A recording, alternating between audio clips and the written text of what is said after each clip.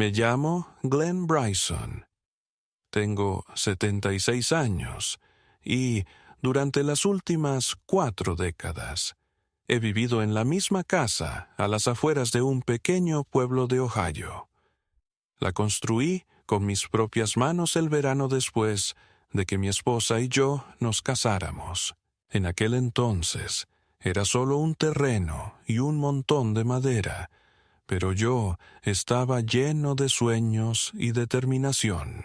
Enseñé historia en el instituto local y todas las tardes, después del trabajo, venía aquí a construir, martillando, midiendo, lijando, imaginando cómo sería nuestra vida dentro de estas paredes.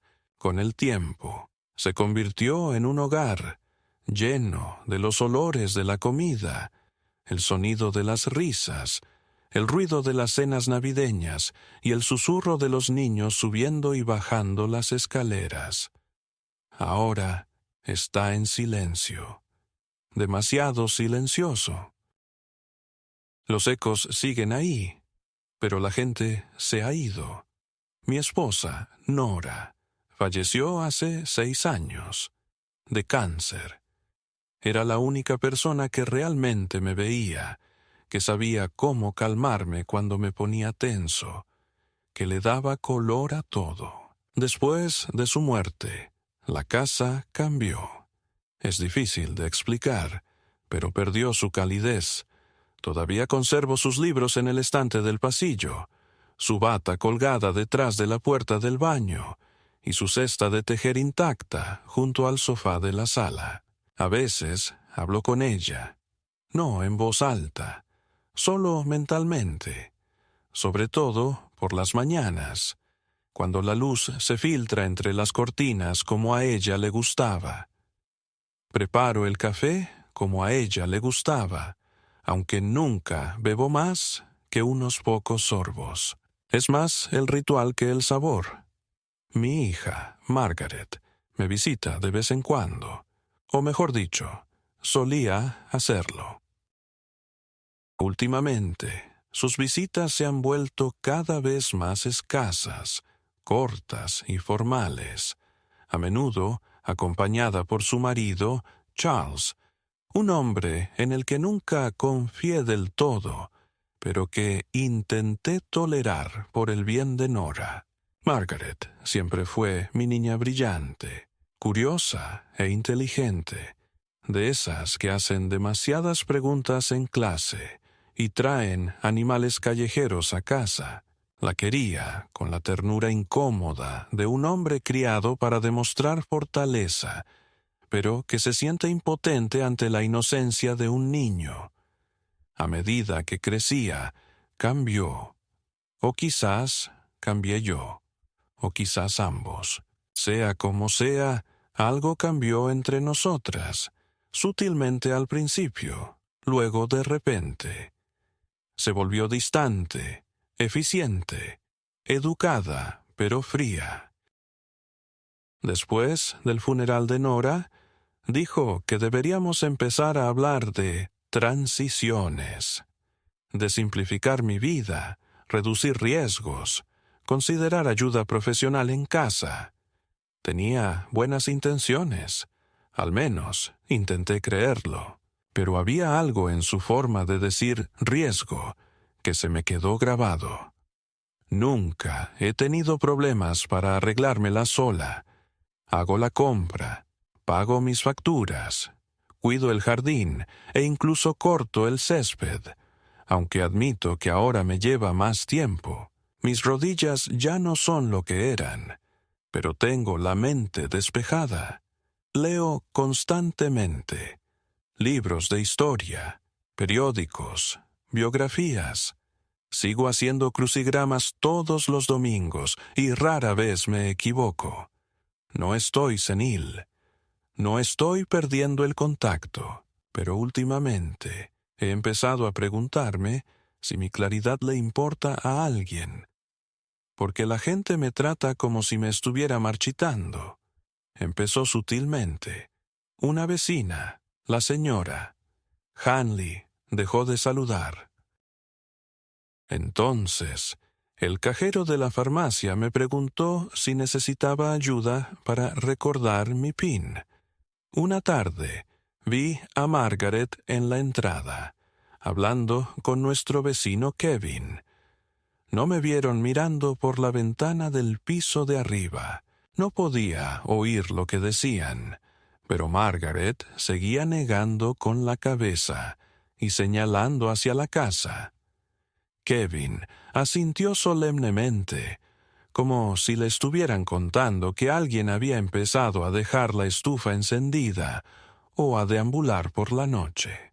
Unos días después, oí al cartero susurrarle a alguien en el borde del jardín: «Sí, es muy triste.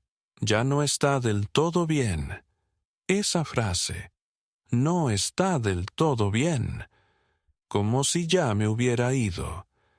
Al principio no confronté a Margaret. Quería darle el beneficio de la duda. Quizás había malinterpretado la conversación. Quizás el cartero hablaba de otra persona. Quizás el problema era yo, la desconfianza, la amargura.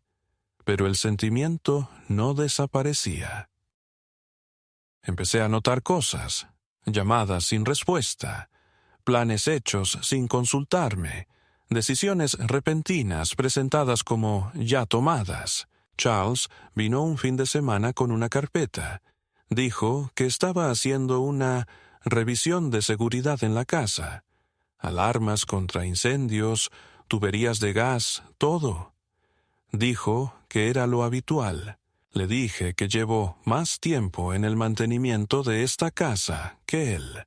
Se rió y dijo: «Sin ánimo de ofender, Glenn, pero tu generación no siempre sabe cuándo es el momento de pasar la antorcha». No he hablado con él desde entonces. Lo que más me duele no es la falta de respeto. Puedo soportarlo. Lo que me duele más es la creciente sensación de que se están preparando para algo. Un cambio, una mudanza, una transferencia de control. Actúan como si fuera por mi bien, pero lo siento en la piel.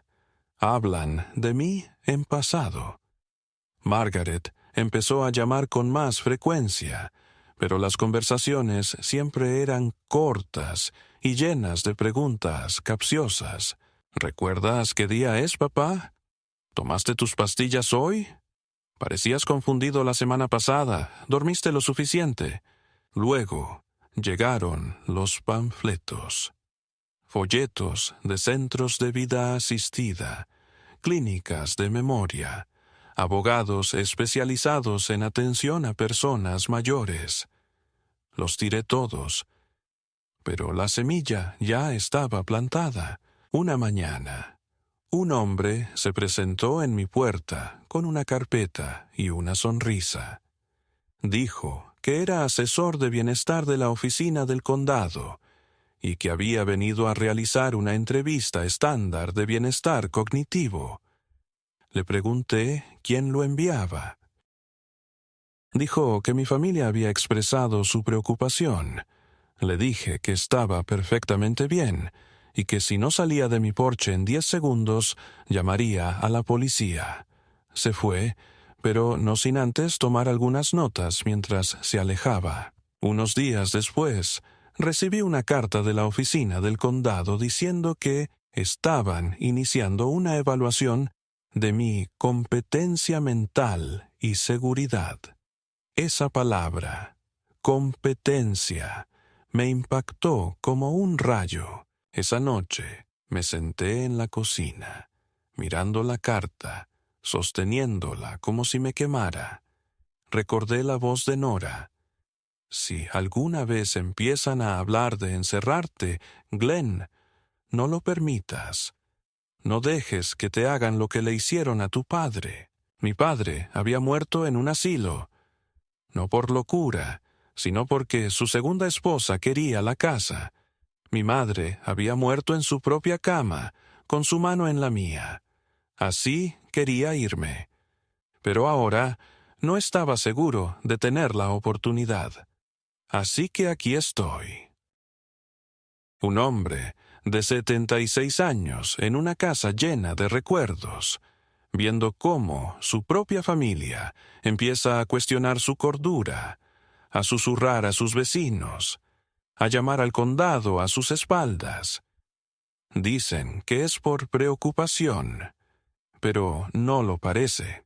Lo parece a traición y huele a preparación para una maniobra legal, para una decisión médica, para una transición forzada. Creen que soy débil, que seguiré adelante sin hacer ruido, que firmaré los papeles y dejaré que se queden con lo que es mío, pero me han subestimado, porque mientras hablaban de mí a puerta cerrada, yo tomaba notas, observaba, grababa, me preparaba. Creen que me he vuelto loco, pero sé exactamente lo que hacen, y me aseguraré de que el juez también lo sepa. Era un miércoles por la mañana, a principios de septiembre, cuando sonó el timbre. No un golpe casual, ni el toque de un vecino, sino un timbre largo y deliberado, que resonó por el pasillo como una alarma. Acababa de sentarme con mi café, con el periódico aún sin abrir a mi lado. Recuerdo cómo la luz se filtraba a través de las cortinas, la quietud de la casa, el tic-tac del reloj sobre la repisa de la chimenea. Abrí la puerta y me encontré con dos personas en el porche, una mujer con una chaqueta beige, sosteniendo una carpeta, y un hombre más joven con pantalones caqui y una placa del condado prendida al cinturón. Se presentaron como representantes de los servicios de protección de adultos. La mujer se llamaba Carol y el hombre, ya no lo recuerdo. No dijo mucho. Carol fue la que más habló, con una voz suave, practicada, casi maternal, de una manera que me puso inmediatamente nerviosa. Dijo que se había planteado una preocupación formal sobre mi bienestar. Enfatizó que estaban allí solo para registrarme, solo una evaluación rápida de bienestar. Le pregunté quién había presentado el informe. Dijo que la información era confidencial, pero que el informe provenía de un familiar cercano. No necesitaba que diera nombres. Sabía exactamente quién era. Mi hija, Margaret, o más precisamente, Margaret y su esposo, Charles, el dúo que había estado afianzando su control sobre mi vida desde que Nora falleció. Los invité a pasar, no porque quisiera, sino porque negarme solo confirmaría las mentiras que se habían dicho sobre mí. Observé sus ojos escanear la habitación mientras entraban, catalogando mi entorno como investigadores de la escena del crimen. La casa estaba limpia. Mi cama estaba hecha. Los platos estaban lavados. Pero aún así, podía sentir su mirada sopesando cada detalle. Estaba resbaladizo el piso. Había frascos de pastillas en la mesa. Estaba el televisor demasiado alto. Nos sentamos en la sala. Carol abrió su carpeta y empezó a hacer preguntas. ¿Comía con regularidad? ¿Me costaba recordar las fechas? A veces me perdía o me confundía. Alguna vez sentía miedo en mi propia casa. Las preguntas estaban formuladas con cuidado. No eran acusaciones, sino invitaciones a admitir mi debilidad. Respondí a cada una con calma lenta y deliberada.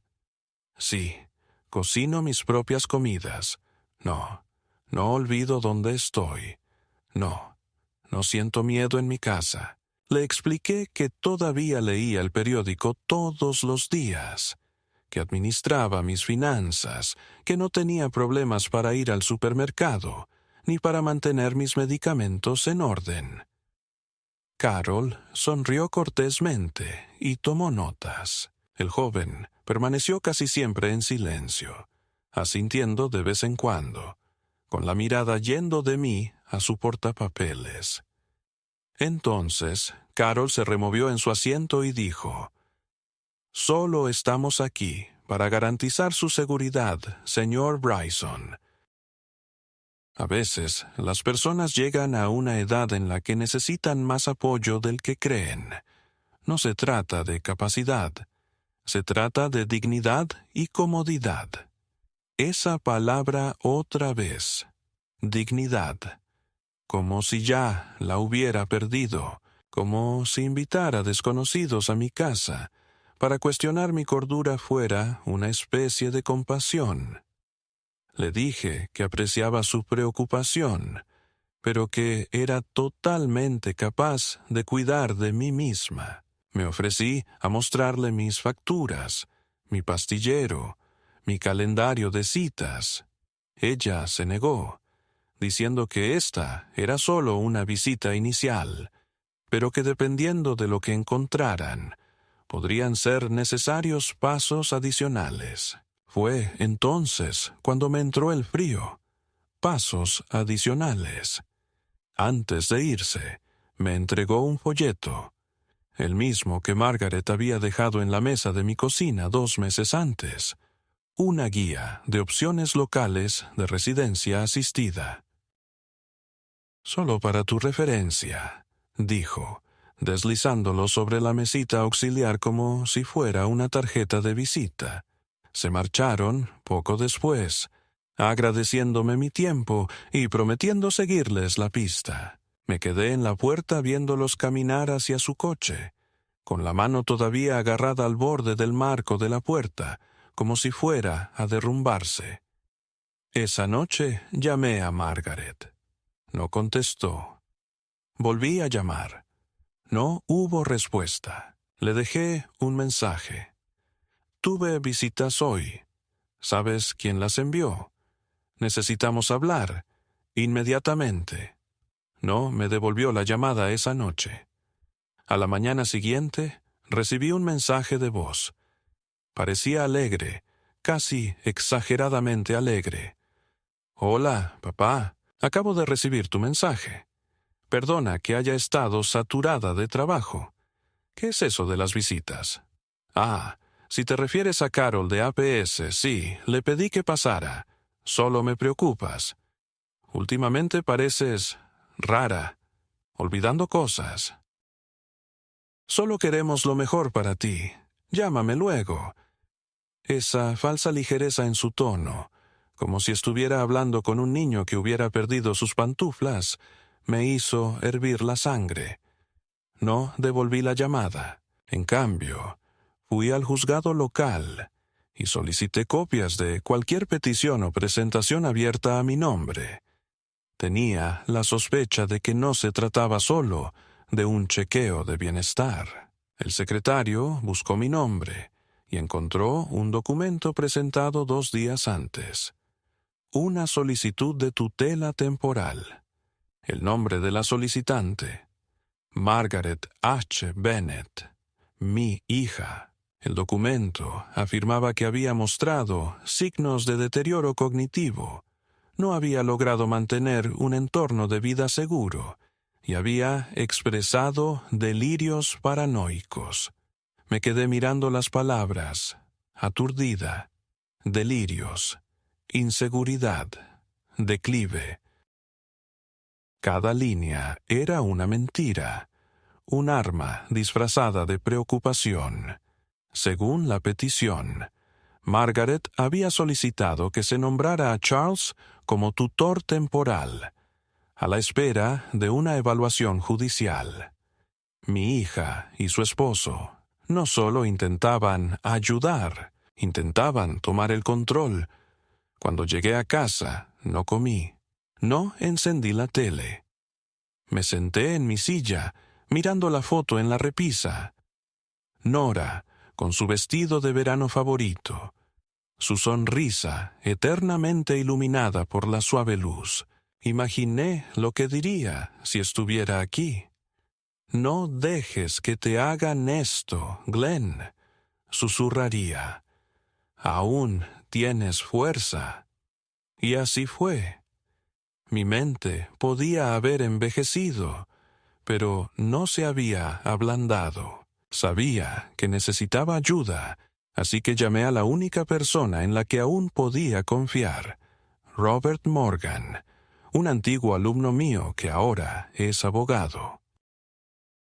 Me había enviado tarjetas de Navidad durante años y siempre me decía que lo llamara si alguna vez necesitaba asesoramiento legal.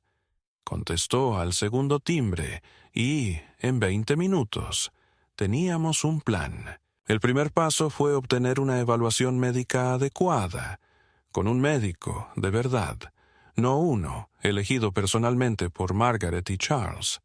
Pedí cita con la doctora Elaine Foster, neuróloga del hospital local, quien accedió a realizarme un panel cognitivo completo. Pasé todas las pruebas. Mi memoria, mis reflejos y mi capacidad de atención eran normales para mi edad. La doctora Foster incluso escribió una carta en la que afirmaba que, en su opinión profesional, yo era plenamente capaz de gestionar mis asuntos y tomar decisiones independientes. Robert añadió esto a nuestro paquete de defensa y comenzó a elaborar una cronología de los hechos, los panfletos, las llamadas telefónicas manipuladoras, las visitas de bienestar repentinas. Solicitó acceso a mis registros bancarios y descubrió algo aún más alarmante: múltiples intentos de Charles de acceder a mi información financiera mediante solicitudes de autorización conjunta. Llevaban meses preparándose para esto, pero la pieza más incriminatoria provino de mi cámara de seguridad. Meses atrás, instalé una pequeña cámara que se activaba por movimiento sobre el garaje, principalmente para vigilar mapaches y paquetes a domicilio. Nunca pensé que la usaría para algo así. Una de las acusaciones en la petición de Margaret era que había dejado la estufa encendida y casi había provocado un incendio. Una historia inventada para demostrar deterioro cognitivo. Pero la grabación de 2 semanas antes mostraba a Charles entrando en mi casa con una llave de repuesto, mientras yo estaba haciendo la compra. Fue a la cocina, encendió la estufa y la dejó encendida durante más de 1 hora antes de regresar. Todo estaba grabado. Prueba de que no solo me estaban juzgando mal, me estaban tendiendo una trampa.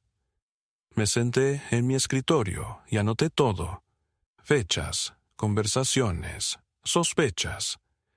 Empecé a llevar un diario, no como un diario, sino como un registro. Cada llamada, cada visita, cada mirada de un vecino. Porque sabía a dónde iba esto. La demanda se había presentado, el juez fijaría una fecha, y cuando ese día llegara, estaría listo. Entraría en la sala con la cabeza en alto y con los hechos en orden. Creyeron que podían pintarme como un anciano senil aferrado a un recuerdo, pero se equivocaron. No me estaba marchitando, estaba luchando, y esta lucha apenas comenzaba. 2 semanas después de presentar la petición y empezar a trabajar con Robert, la tensión a mi alrededor empezó a condensarse, no como una tormenta que se desatara de golpe, sino como una densa niebla que lentamente envolvía el paisaje. Lo notaba en la forma en que sonaba mi teléfono, y al contestar había una pausa, luego un clic.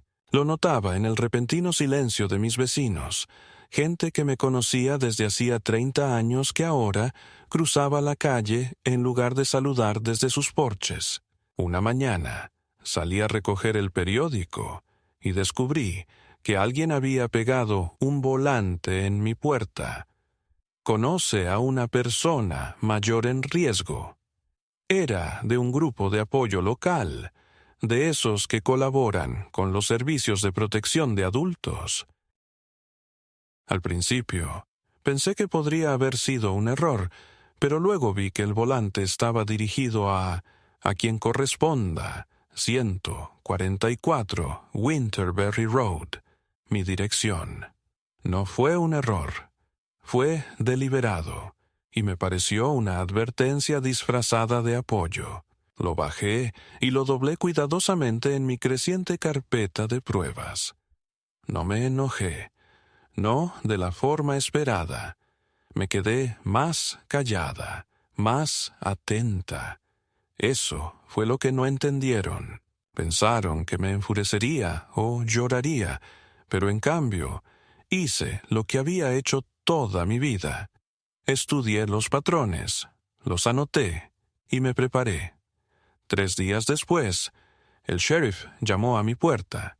Esta vez, un uniforme de verdad, no una carpeta y una sonrisa. Fue educado, pero firme, y me entregó una citación judicial formal. La audiencia de tutela estaba programada para el 12 de octubre, 10 de la mañana, en el Tribunal de Familia del Condado. Debía comparecer ante el juez y responder a las alegaciones de Margaret y Charles Bennett.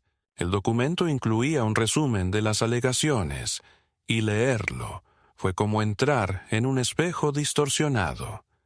Detalles vagamente reconocibles, distorsionados en una imagen grotesca. Según la petición, me había vuelto cada vez más errático. Mostraba signos de paranoia, olvidaba citas con frecuencia, y me habían visto vagando por el vecindario confundido. Leí esa línea 2 veces, parpadeando. Vagando, camino a la tienda de la esquina 1 vez a la semana, y saludo a cada dependiente por su nombre. Nunca me he perdido en mi propio vecindario, pero los hechos ya no parecían importar. Todo se trataba de encuadrar, percepción, narrativa. Y en esa narrativa yo estaba siendo borrado silenciosamente. Fui a la ferretería esa tarde y compré un juego nuevo de cerraduras. Cambié todas las de las puertas y ventanas al anochecer, sudando por el calor de principios de otoño, no por miedo a que entraran desconocidos, sino por miedo a que me entraran las personas a las que una vez consideré familia. Charles aún tenía una llave. Recordé que me la pidió hace 1 año, por si acaso pasaba algo. En aquel entonces pensé que era un gesto de preocupación. Ahora lo veía como lo que realmente era, una operación de reconocimiento. Esa noche desconecté el teléfono fijo y compré un móvil de prepago. No le di el número a nadie, ni siquiera a Robert, hasta que nos vimos al día siguiente. Le hablé del sheriff, del folleto, del silencio de los vecinos. Asintió, tomando notas, siempre tranquilo. Esa era la fuerza de Robert. Nada de dramatismo, solo claridad. Dijo que teníamos una defensa sólida, sobre todo con la carta médica y el vídeo, pero que necesitaríamos algo más que pruebas. Con lo que cuentan, dijo, es con que el tribunal se incline por la seguridad, por la cautela. No hace falta que te declaren incompetente, Glenn. Solo necesitan generar suficientes dudas, pero si podemos demostrar que no se trata de preocupación, sino de control, entonces tenemos una verdadera oportunidad. La siguiente escalada vino de una dirección que no esperaba. Mi banco. Había ido a revisar los saldos de mis cuentas, solo rutina, y me dijeron que el acceso había sido marcado para revisión.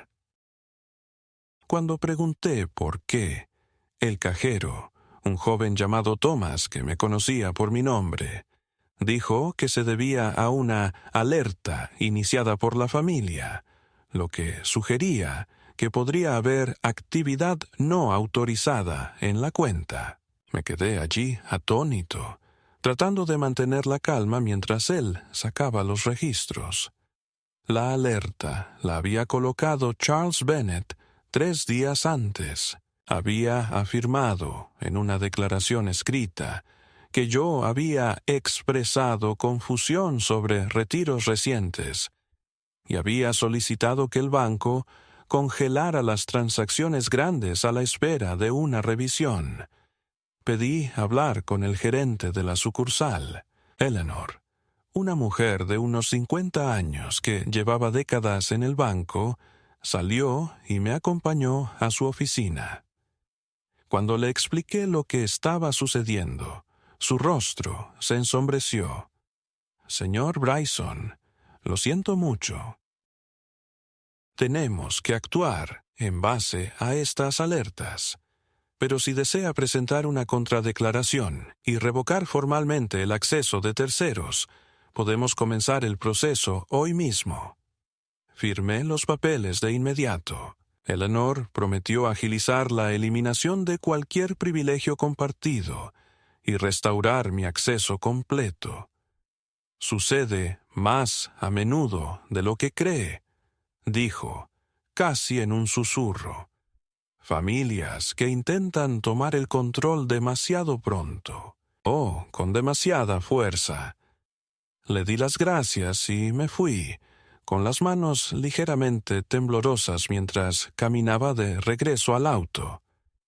No eran las molestias, era darme cuenta de que Charles se movía más rápido de lo que había pensado, que estaban tratando de construir un caso no solo de confusión, sino de mala administración financiera. Querían que pareciera no solo vieja, sino peligrosa para mí misma. Esa noche no pude dormir. Me senté en la sala, con solo la luz del pasillo encendida, leyendo los documentos judiciales, destacando las mentiras más flagrantes. Luego hojeé las cartas que Nora me había escrito a lo largo de los años, tarjetas de cumpleaños, notas en la nevera, listas garabateadas con corazones al final. Me recordaron quién era. Me recordaron que mi vida tenía valor. Y mientras estaba allí sentada, llamaron a la puerta. Suave, tentativo, pero insistente. Me quedé paralizada. Era casi medianoche. Me acerqué a la puerta sigilosamente y miré por la mirilla. Era Kevin, el vecino que había dejado de saludar, el que había visto hablando con Margaret. Abrí la puerta con cautela. «No debería estar aquí», dijo, «pero necesito decirte algo». Lo dejé entrar. Parecía nervioso, con un sobre manila en la mano. Se sentó en el borde del sofá, evitando mi mirada. «Escuché algo», dijo. «Hace unas semanas, tu hija y su esposo estaban hablando en mi patio trasero. Pensé que nadie podía oírlos. Dijeron que te cuidarían antes de que terminara el año, que el tribunal les daría la razón si presionaban la tecla correcta, que si obtenían la tutela, tendrían acceso a todo, tu casa, tu pensión, tu seguro». No sabía qué hacer. Quería pensar que tal vez lo había malinterpretado, pero luego vi el coche del sheriff aquí y... Su voz se fue apagando y me entregó el sobre.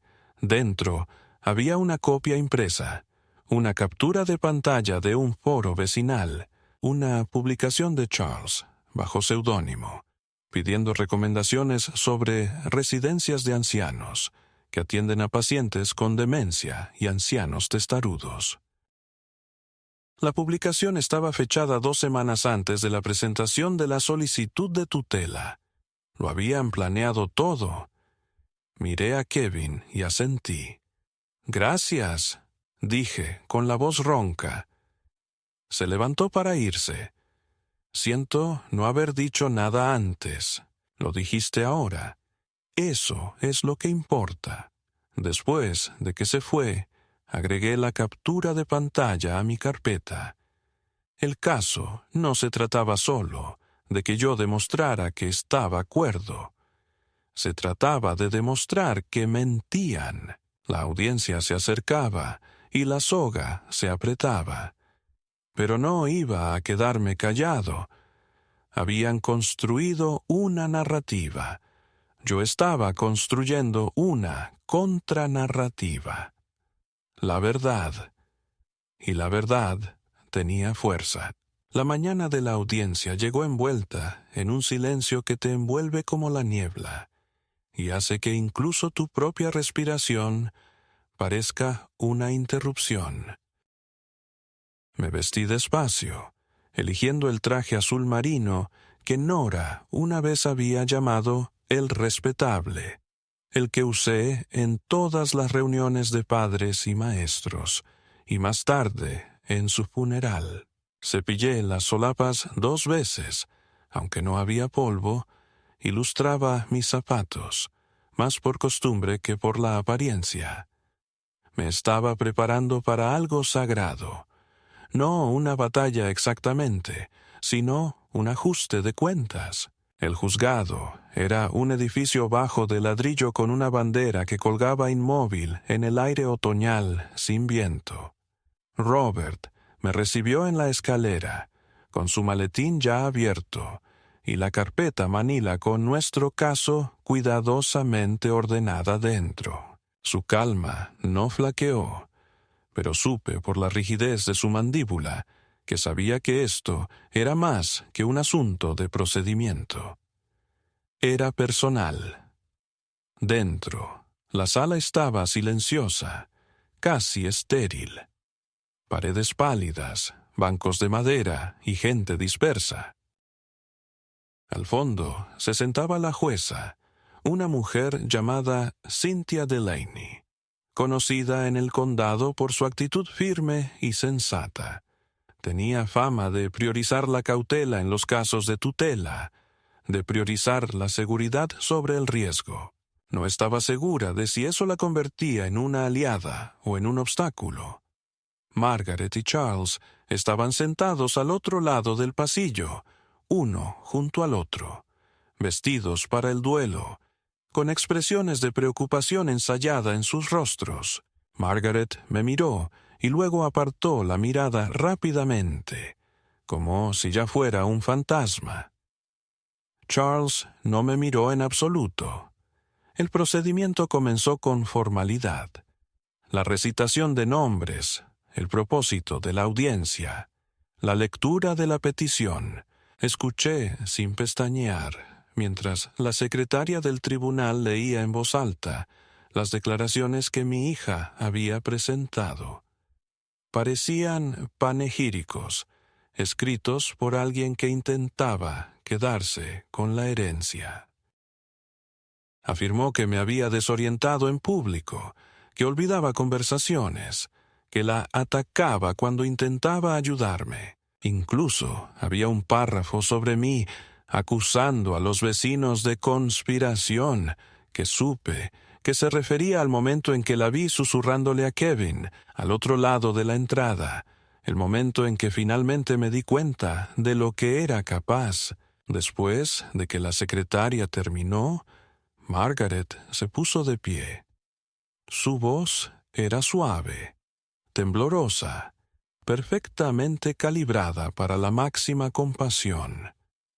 Dijo que amaba a su padre, que era la decisión más difícil que había tomado en su vida, que no se trataba de dinero ni de control, sino de seguridad, de amor. Me contó historias, pequeñas, sobre cómo olvidé apagar las luces, sobre repetir la misma anécdota 2 veces en la cena, sobre una vez que me encontró llorando en la cocina después de la muerte de Nora. Lo hizo parecer todo tan trágico, tan inevitable, el lento y triste desmoronamiento de un hombre que una vez fue digno. Y la sala del tribunal, el juez, el secretario, incluso Robert, pareció doblegarse ligeramente bajo el peso emocional de sus palabras. Ese fue el momento en que me di cuenta de lo peligrosa que se había vuelto, porque creía en su propia actuación, o peor aún, no creía ni una palabra, pero sabía exactamente cómo hacérsela creer a los demás. Luego fue mi turno. Robert se levantó y presentó la evaluación médica independiente. Explicó la cronología de los hechos, desde el chequeo médico sorpresa hasta el descubrimiento de la solicitud de tutela. Entregó el informe del doctor Foster, donde se afirmaba claramente que yo era plenamente competente, mentalmente sano y no necesitaba supervisión. Presentó los documentos bancarios que demostraban los intentos de Charles de apropiarse de mi información financiera sin mi conocimiento. Luego, con voz firme, solicitó reproducir un breve vídeo ante el tribunal. El juez lo autorizó. La grabación de mi cámara de seguridad llenó la pantalla. Charles entró en mi casa, encendió la estufa y se fue. Regresó 1 hora después. La sala quedó en un silencio sepulcral. Charles se puso rígido. El rostro de Margaret palideció. Por primera vez, el juez se inclinó hacia adelante. «Señor Bryson», dijo, «¿tiene algo más que añadir?» Me puse de pie. Tenía las rodillas rígidas, pero la voz firme. Hablé no como quien se defiende, sino como quien explica una lección, algo que ya había hecho miles de veces en un aula. Le dije al tribunal que había vivido en esa casa durante 42 años. Yo la construí. Yo la mantuve. Cuidé de mi esposa hasta el día de su muerte en la misma habitación que habíamos pintado juntos, de recién casados. Les dije que todavía cocinaba mis propias comidas, que todavía pagaba mis propias cuentas, que todavía recordaba el nombre de cada estudiante al que había enseñado durante más de 3 décadas. Les conté del día en que mi hija dejó de visitarme, el día en que empezó a llamar solo cuando necesitaba algo.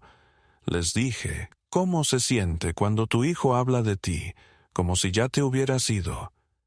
Entonces hice una pausa y miré al juez. «Su señoría, no estoy confundida. No me engaño. No soy frágil. Estoy enojada, no porque mi hija quiera ayudarme, sino porque quiere reemplazarme. Quiere reescribirme, y no lo permitiré». El silencio posterior fue electrizante. La jueza se aclaró la garganta, hizo algunas preguntas de procedimiento, y luego levantó la sesión, diciendo que emitiría su fallo en 1 semana. Al salir de la sala, pasé junto a Margaret sin mirarla. Me gritó, «¡Papá!», pero seguí caminando. No quedaba nada más que decir. Esa noche no dormí mucho. Me senté en el porche a mirar las estrellas, preguntándome qué habría pensado Nora de todo esto. No me sentía victorioso. Me sentía vacío. Pero algo había cambiado. Lo peor ya no estaba por venir. Había quedado atrás. Y de ahora en adelante, todo se centraría en recuperar lo que habían intentado arrebatarme: mi nombre, mi dignidad y mi vida. La guerra había comenzado con susurros, pero ahora, por fin, mi voz se había escuchado. Los días posteriores a la audiencia transcurrieron en una tensión extraña y prolongada, como el aire antes de una tormenta que nunca termina. Seguía esperando la decisión del juez, despertándome cada mañana con la esperanza de recibir una carta o una llamada, algo definitivo que me dijera si aún era dueño de mi vida. Pero los días se alargaban, cada uno cargado de incertidumbre, hasta que finalmente apareció en mi buzón un sobre blanco, con el sello del Tribunal del Condado. Lo abrí en la cocina, de pie junto al mostrador donde Nora solía preparar café por las mañanas, y leí las palabras lentamente, con el corazón latiéndome con más fuerza con cada línea. El juez había fallado a mi favor. La solicitud de tutela fue denegada. Se me había declarado competente, con pleno control de mis facultades y decisiones, y todos los intentos de Margaret y Charles de asumir la autoridad legal sobre mis asuntos habían sido formalmente desestimados. Por un breve instante me permití sentir algo cercano al alivio, incluso a la victoria.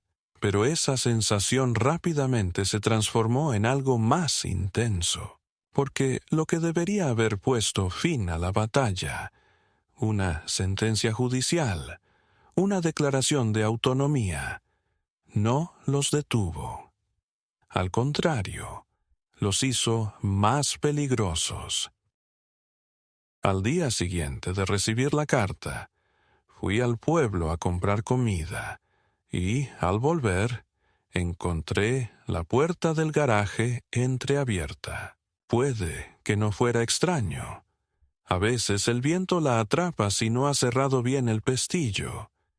Pero esta vez supe que la había cerrado. Incluso la había comprobado al salir. Dentro no habían robado nada, pero alguien había estado allí. Habían movido algunas cajas apiladas en la esquina. Habían abierto mi caja de herramientas, y en el suelo, cerca de la pared del fondo, encontré unas huellas que no reconocí, más pesadas y anchas que las mías. Esa noche instalé una segunda cámara, una que cubría la parte trasera de la propiedad, y volví a cambiar las cerraduras.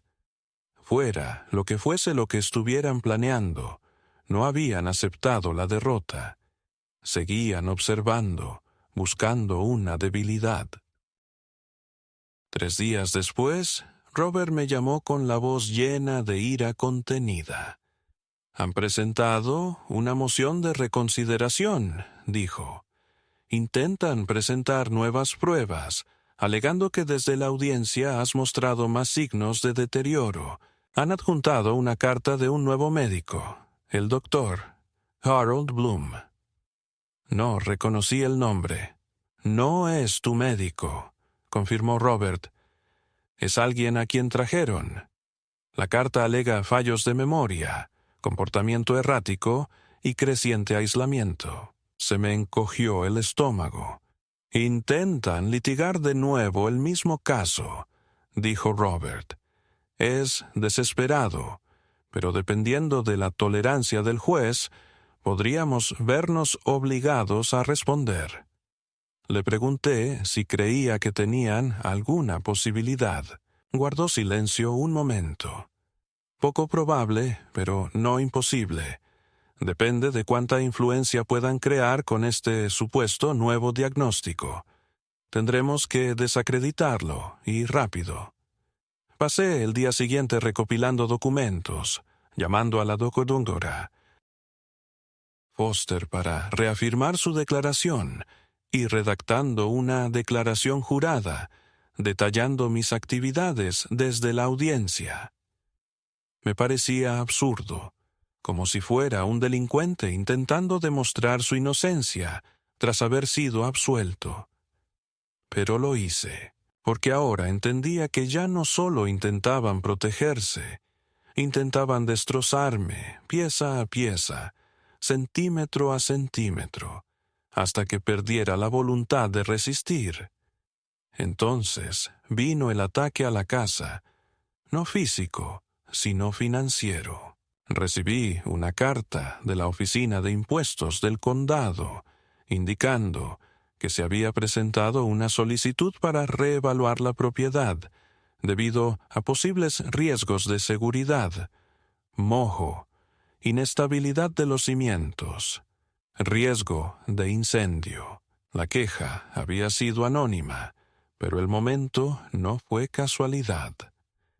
Un inspector llegó 2 días después, educado pero firme, y pasó casi 2 horas recorriendo la casa, tomando fotos y haciendo preguntas. Al irse, me dijo que cualquier reparación necesaria debía realizarse en un plazo de 90 días, o la propiedad podría ser declarada inhabitable según la ordenanza del condado. Le pregunté sin rodeos. «¿Mi hija te incitó a hacer esto?» Parecía incómodo, pero no lo negó. «Señor, solo estoy siguiendo el protocolo». Esa noche me senté en mi sala, con la carta del tribunal en una mano y el aviso del condado en la otra, e intenté comprender lo que sentía. Ya no era miedo, no era confusión, era algo más profundo, más antiguo, una especie de dolor fusionado con rabia. Le había dado todo a Margaret: mi amor, mi confianza, mi paciencia. Había construido esta casa con mis propias manos y la había llenado de una vida con sentido. Y ahora, la persona que una vez llevé en mis brazos intentaba arrebatármelo todo, no por malicia, sino por algo más frío, un derecho. Ella ya creía que era suyo, mi vida, mi legado, mi dignidad, y Charles, siempre apoyándola, siempre empujándola, siempre guiándola hacia el siguiente vacío legal u oportunidad financiera. Conocía a los de su tipo: amabilidad calculada, sonrisas afiladas como cuchillos. A la mañana siguiente, hice algo que no había hecho en años. Fui a la biblioteca local, me senté en uno de los viejos escritorios de madera y empecé a investigar sobre derecho de propiedad. Aprendí más en una tarde que en meses de conversaciones con abogados. Encontré una cláusula, oscura pero real, sobre la partición de la propiedad en casos de copropiedad. Decía que, en caso de disputa legal prolongada, una de las partes podía iniciar una venta forzosa de la propiedad si podía demostrar que la cohabitación era insostenible o que se estaba obstruyendo su parte de la propiedad.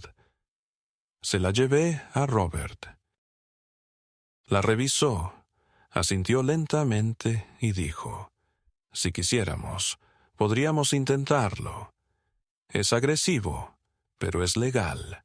Fue entonces cuando realmente se me ocurrió: si querían quedarse con la casa, quizá era hora de quitársela a ellos primero. Le pedí a Robert que empezara a preparar la documentación. Mientras tanto, contacté con una tasadora, una mujer llamada Lila Page, muy recomendada, y programé una evaluación completa de la propiedad. Cuando llegó, se mostró ágil, eficiente, y la tensión que se respiraba en el ambiente la mantuvo en un lugar seguro. «La gente hace esto a menudo», dijo. «Disputas familiares por propiedades. No te imaginas la frecuencia con la que suceden». Recorrió cada habitación, hizo preguntas ingeniosas, elogió la calidad de la obra y me dijo en voz baja mientras recogía sus cosas: «Esta casa vale más de lo que creen. Si vendes, estarás en una posición ventajosa». Eso era todo lo que necesitaba oír. Para cuando Margaret y Charles recibieron la notificación de intención de venta, ya había trasladado la mitad de mis pertenencias al almacén. Sabía cuál sería su reacción, y no me equivocaba. A la mañana siguiente sonó mi teléfono, el de prepago. No reconocí el número, pero contesté. Margaret. Su voz era fría, quebradiza. «Estás cometiendo un error», dijo. «Esto es vengativo». No discutí. «Chris, que nos estás castigando, pero solo te estás haciendo daño a ti misma». Le pregunté si Charles me escuchaba. Hizo una pausa y luego dijo, «Sí». «Bien», dije. «Entonces escúchame bien. Tú empezaste esto. Yo lo estoy terminando».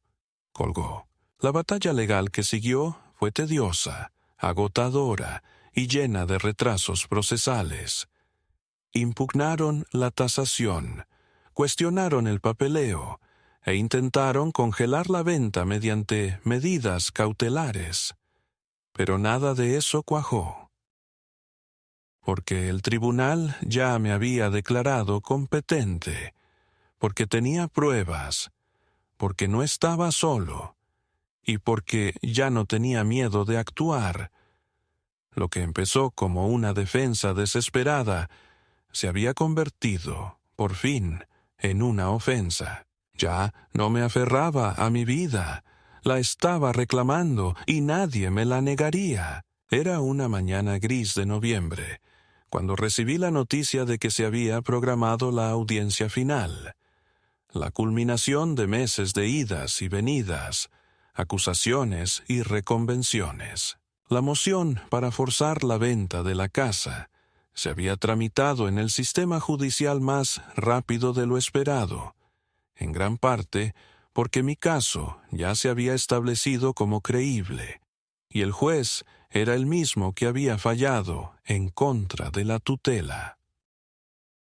Esta vez conocía bien la sala, conocía la sensación de sus bancos de madera y la forma en que la luz se filtraba a través de sus altos ventanales. Llegué temprano, vestida con sencillez, y esperé en el pasillo donde todo olía a papel viejo y cera para pisos. Margaret y Charles entraron 10 minutos antes de la audiencia, con aspecto cansado, desgastados por el peso de su propia guerra. No hubo ningún intento de calidez, ningún último esfuerzo desesperado por reconciliarse. Solo el reconocimiento mecánico de personas que una vez compartieron una vida y ahora eran adversarios en la más encarnizada de las contiendas legales. La audiencia comenzó sin ceremonias. La jueza, firme como siempre, repasó los hechos con rapidez y recordó a ambas partes las conclusiones previas, mi capacidad jurídica, la legitimidad de mi propiedad y la cronología de los acontecimientos. La abogada de Margaret habló primero, intentando argumentar que la venta forzosa causaría dificultades excesivas y que mi decisión se debía a volatilidad emocional más que a una necesidad práctica.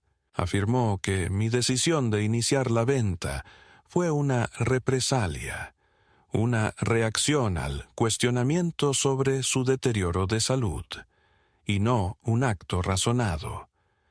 Pero no había acalorado sus palabras, solo repetición. Todos en esa sala ya sabían lo que había sucedido. Las pruebas habían sido documentadas, los motivos expuestos, los límites traspasados.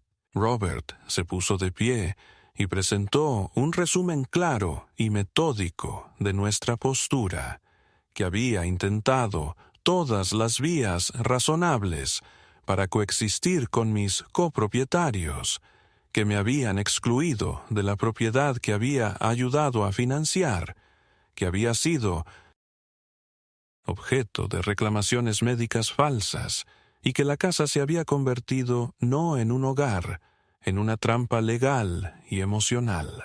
Presentó la tasación final de Lila Page, que mostraba el valor de mercado. Reiteró que tenía derecho no solo a la dignidad, sino a la justicia financiera, y que la copropiedad era insostenible dada la ruptura documentada de la confianza familiar.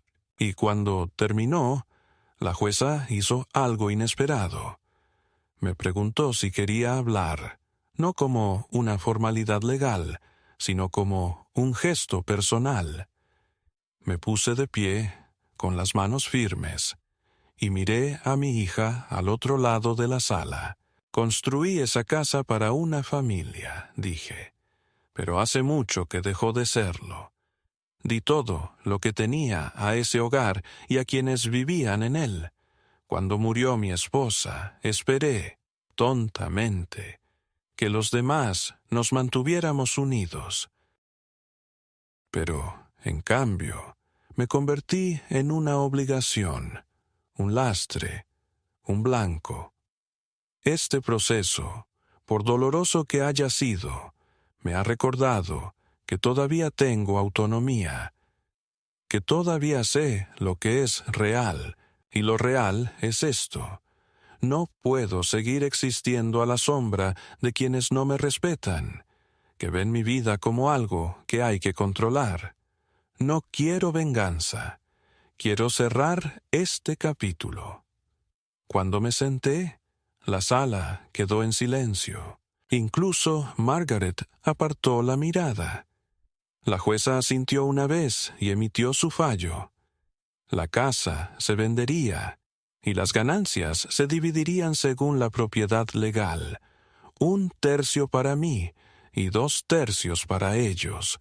Tendrían 30 días para desalojar la propiedad o negociar una compra por debajo del valor de mercado.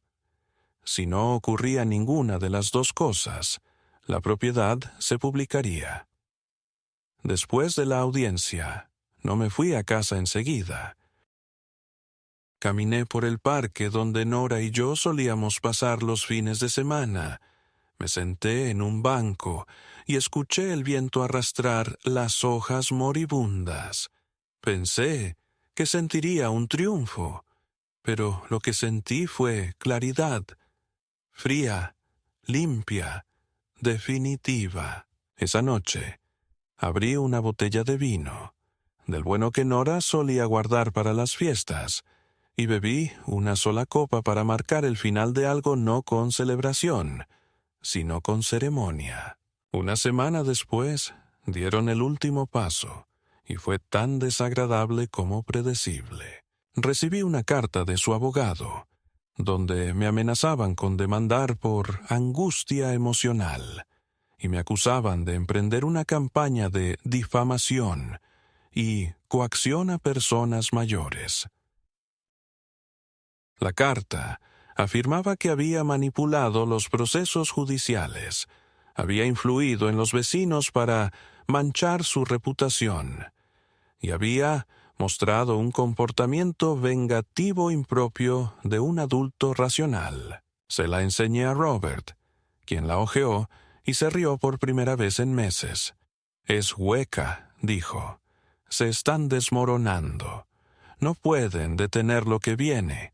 Así que ahora intentan asustarte». Tenía razón. Ni siquiera me molesté en responder.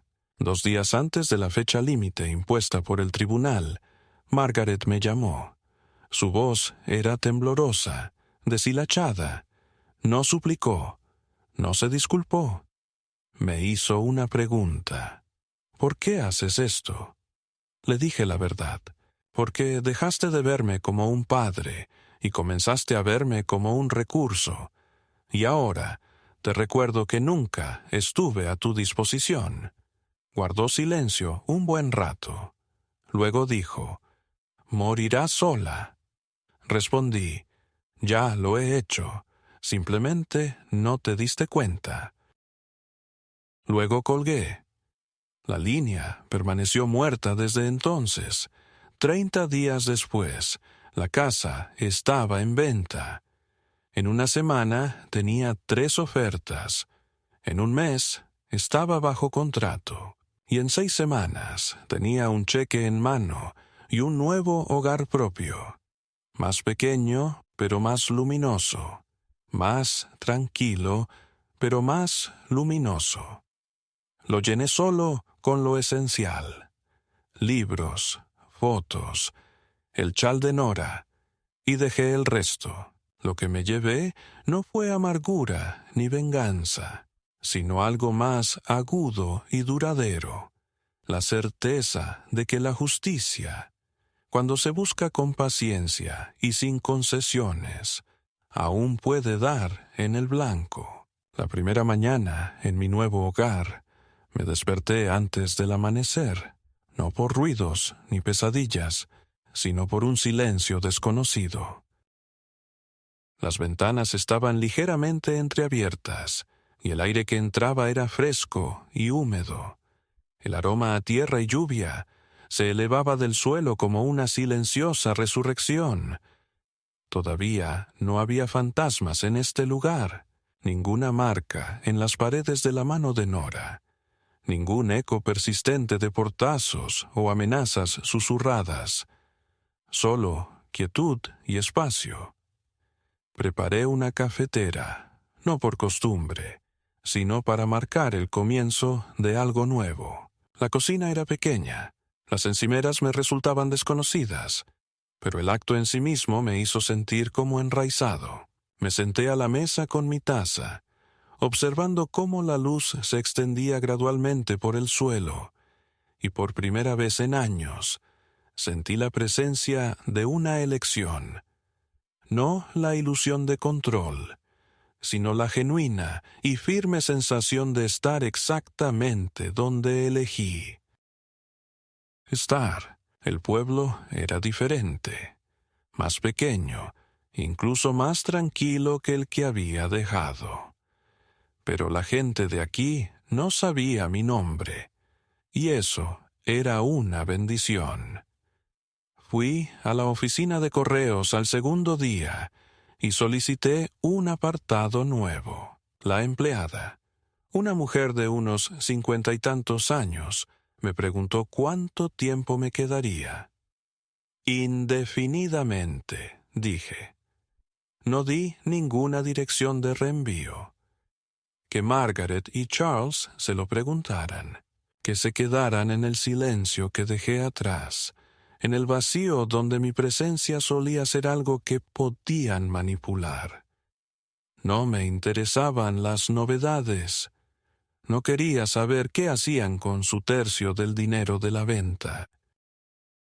Si saldaban sus deudas, se peleaban por él o lo malgastaban.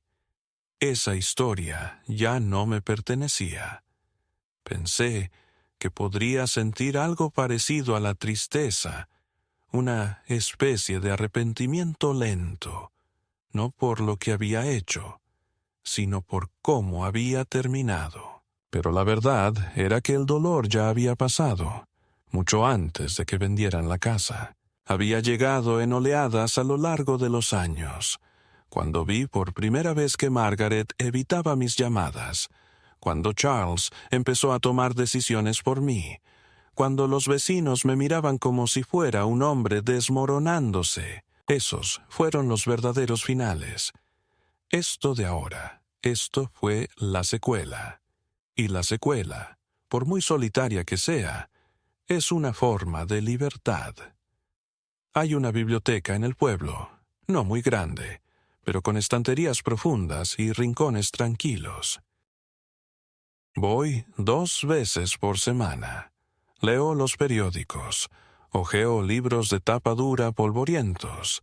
A veces me siento junto a la ventana y veo pasar a la gente. Una adolescente trabaja en la recepción, inteligente, curiosa, y una tarde me preguntó a qué me dedicaba. Le dije que había sido profesora. ¿Historia?, Zrenia preguntó. Asentí.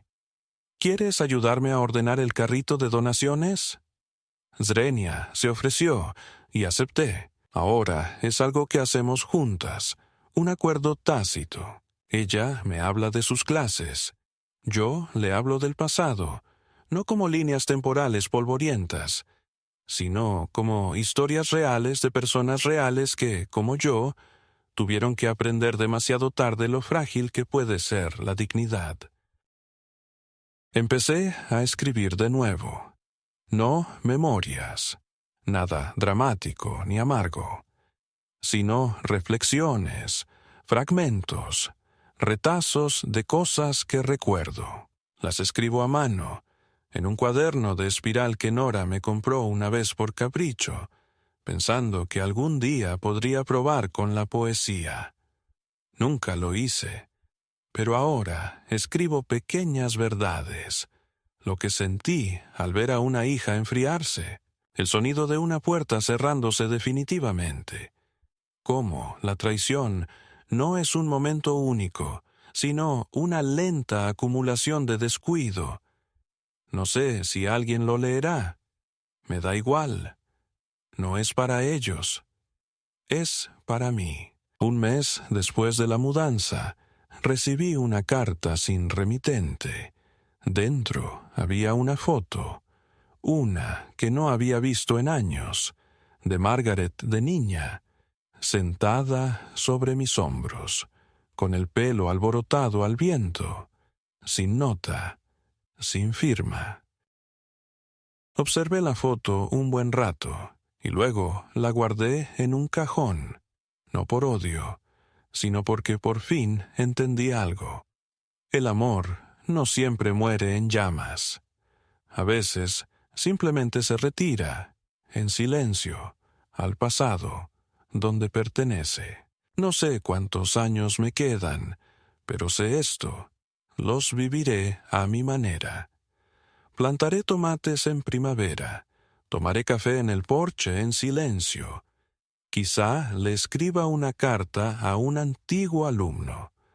Viviré modestamente, pero con la verdad. Y si el mundo me olvida, si me convierto en un hombre tranquilo, más en una casa tranquila, a las afueras del pueblo, no pasa nada, porque recuerdo quién era, lo que soporté y lo que me negué a renunciar. Que esto baste, que esa sea mi última palabra.